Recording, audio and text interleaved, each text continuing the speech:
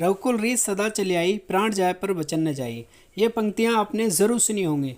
चलो आपको एक अद्भुत कहानी सीता जी और लक्ष्मण जी की सुनाने जा रहे हैं। वैसे ये कथा कितनी सही है यह तो बताना मुश्किल है, लेकिन जनमानस में यह कथा प्रचलित है कि एक समय माता सीता ने उनके देवर लक्ष्मण को निगल लिया था और उस वक्त हनुमान जी दूर से ही देखते रहे। आओ जानते हैं आखिर ऐसा क्यों हुआ था। रावण का वध करने के बाद भगवान राम लंका से माता सीता के साथ अयोध्या लौट रहे थे। उस दौरान अयोध्या को दीपकों से सजाया जा रहा था। दिवाली का दिन था, उत्सव मनाया जा रहा था। उसी वक्त सीता माता को यह याद आया कि वनमानस जाने से पूर्व माँ सरयू से वादा किया था कि अगर उन्हें अपने पति और देवर के साथ सकुशल अयोध्या वापस आऊंगी तो आपकी विधवा रूप से पूजा अर्चना करूंगी। यह सोचकर सीता माता लक्ष्मण के साथ लेकर रात्रि में सरयू नदी के तट पर पहुंच गईं। उन्होंने सरयू की पूजा करने के लिए अपने देवर लक्ष्मण से जल लाने के लिए कहा। लक्ष्मण जी जल लाने के लिए घड़ा लेकर सरयू नदी में उतर गए।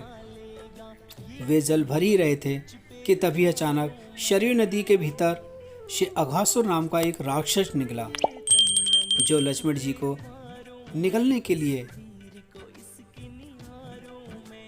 आगे बढ़ा। लेकिन तभी भगवती सीता ने यह दृश्य देखा और उन्होंने लक्ष्मण को बचाने के लिए अघासुर के निगलने से पहले स्वयं लक्ष्मण को निगल गई।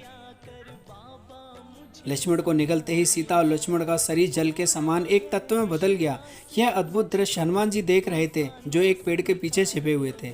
उन्होंने सीता और लक्ष्मण का जल रूपी सम्मिश्र शरीर एक घड़े में भर लिया और भगवान श्री राम के सम्मुख उपस्थित होकर सारी घटना सुनाई।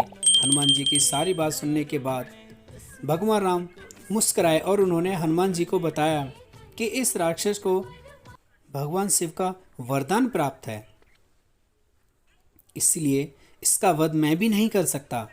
भगवान शिव के इस वरदान के अनुसार अघासुर का वध तभी किया जा सकता है जब सीता और लक्ष्मण का शरीर एक होकर किसी तत्व में बदल जाए और हनुमान उस तत्व का उपयोग एक शस्त्र के रूप में करें। प्रभु श्री राम की यह बातें सुनकर हनुमान ने उस घड़े के जल को गायत्री मंत्र से अभिमंत्रित करके सरयू नदी में बहा दिया। सरयू नदी में उस जल के निकलते ही नदी में आग की लपटें उठने लगीं, जिसमें जलकर अघासुर राक्षस भस्म हो गया। अघासुर के भस्म होते ही सरयू नदी ने सीता और लक्ष्मण को उनका शरीर वापस कर दिया और इस तरह से उन्हें फिर से एक नया जीवन मिला।